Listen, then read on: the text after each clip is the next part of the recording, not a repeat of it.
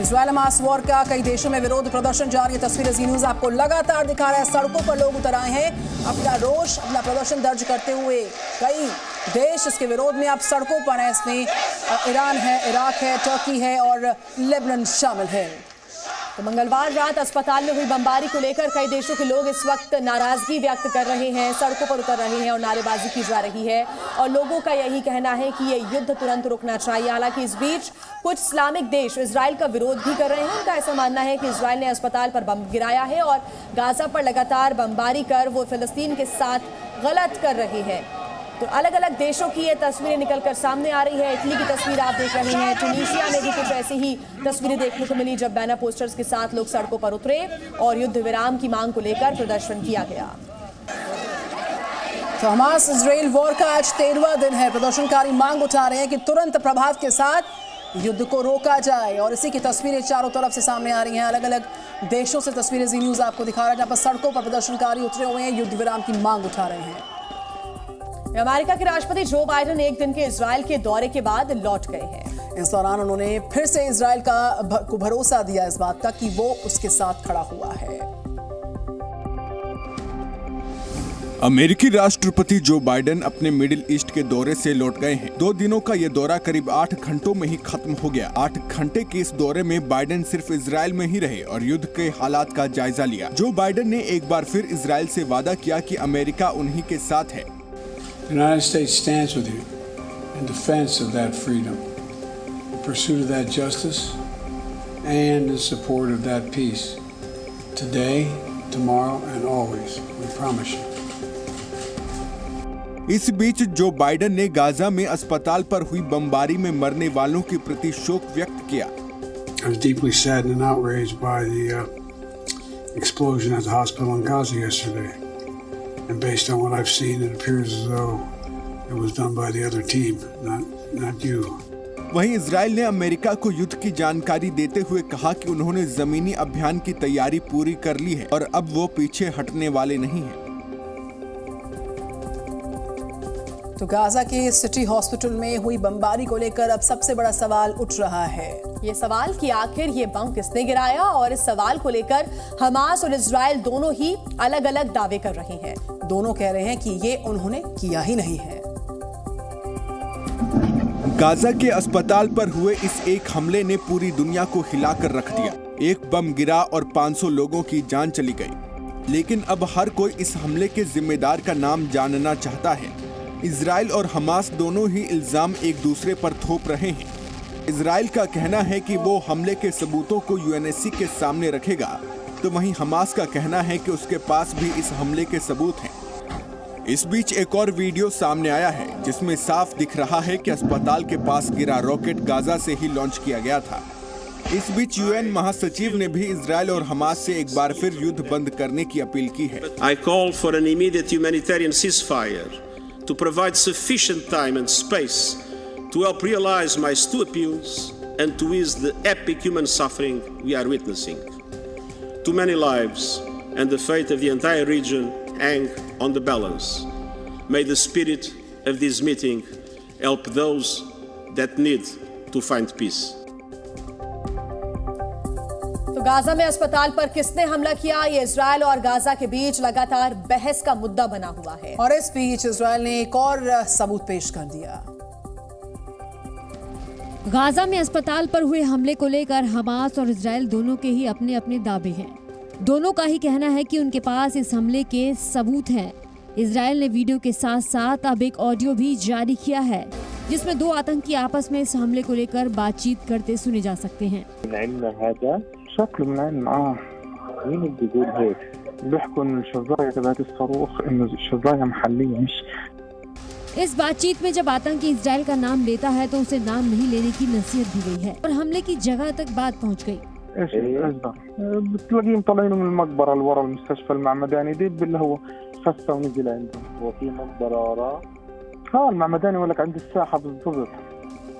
Israel ने साफ कहा कि गाजा के अस्पताल पर हमले का जिम्मेदार फिलिस्तीन में हमास के बाद दूसरा सबसे बड़ा संगठन फिलिस्तीन इस्लामिक जिहाद है।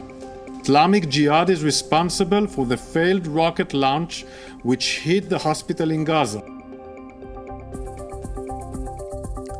तो इजराइल हमास के साथ साथ लेबनान से भी जंग लड़ रहा है। लगातार दोनों मोर्चों पर अब इजराइल की जो सेना है वो टैंक्स और बमों के साथ जंग के लिए तैयार नजर आ रही है।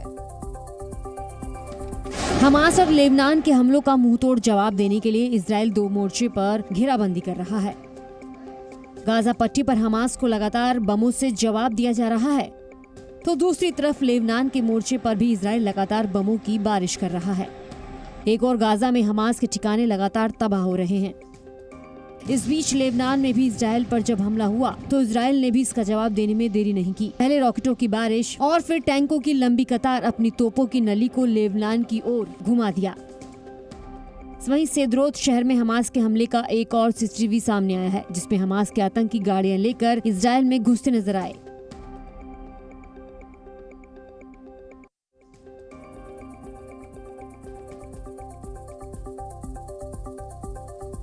तो हमास और इजराइल के युद्ध के बीच अमेरिका के पूर्व राष्ट्रपति डोनाल्ड ट्रंप ने कहा है कि वो इजराइल जा सकते हैं।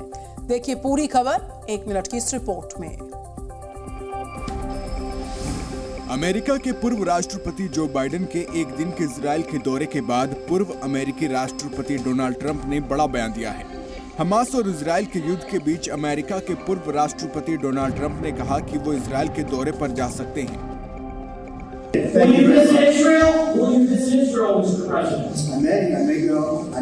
ट्रंप ने कहा कि अगर वो अमेरिका के राष्ट्रपति होते तो इजराइल पर हमला नहीं होता। उन्होंने दावा किया कि उनके राष्ट्रपति रूस और यूक्रेन के बीच युद्ध भी नहीं होता।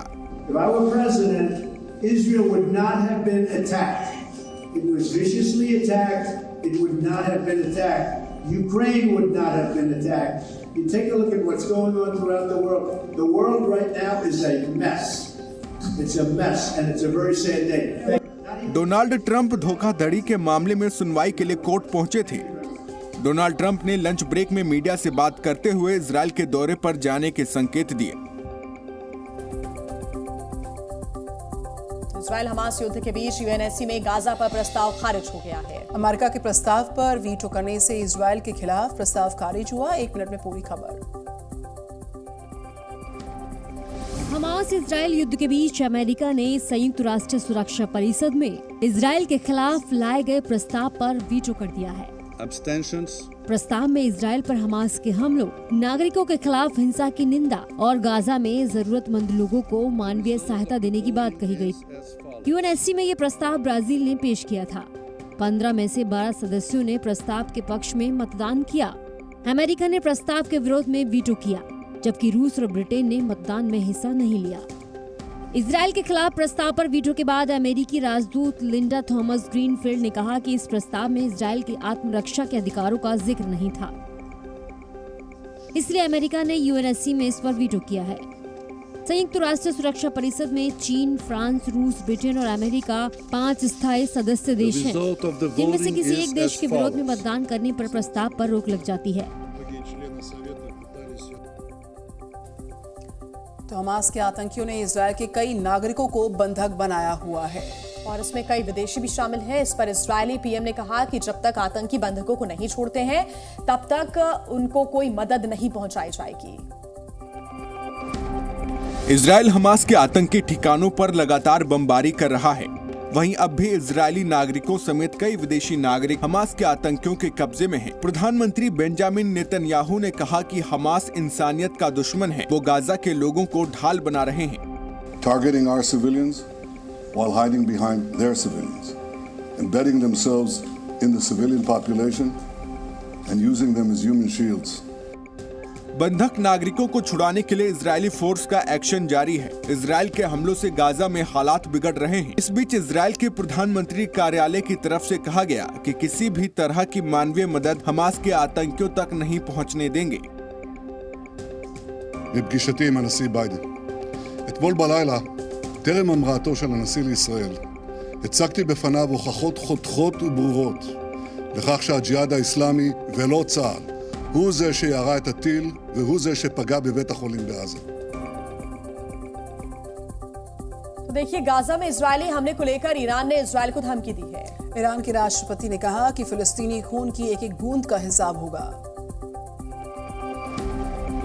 गाजा सिटी में हॉस्पिटल को लेकर हमास और इजराइल के बीच आरोप प्रत्यारोप का दौर जारी है। वहीं घटना को लेकर अरब देशों में इजराइल के प्रति नाराजगी बढ़ रही है। जगह जगह प्रदर्शन हो रहे हैं। ईरान सबसे ज्यादा आक्रामक दिख रहा है। इस बीच ईरानी राष्ट्रपति इब्राहिम रईसी ने इजराइल को खुली धमकी दी है। हर कतरे खून फलस्तीनी के बर जमीन रिख्ते मिशवद एक गाम रजीम सह्यूनिस्ती बे सुकूत नजदीकतर मिशवद। रईसी ने आरोप लगाया कि इजराइल के इस अपराध में अमेरिका भी जिम्मेदार है। इस दौरान हजारों की संख्या में लोग फिलिस्तीन झंडों के साथ इजराइल के विरोध में प्रदर्शन कर रहे हैं।